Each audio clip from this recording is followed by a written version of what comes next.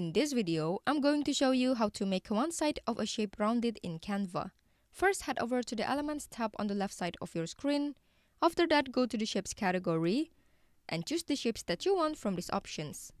For this video, I'll just choose this square. Then you can just adjust the shape and add a color if you want. To make the corners rounded, just select the shape, then go to the top toolbar and click this corners option. Here you can set the corner rounding like this. For example, I want it to be 100. As you can see, there are 4 rounded corners here, but we only need 1. So to do that, let's go back first. Then click this shape and click this 3 dots button. Duplicate this shape twice. These duplicates will be used to cover the other rounded corners, so there will be only 1 rounded corner here. Let's make the corner become rounded again. Click this corners option, then corner rounding.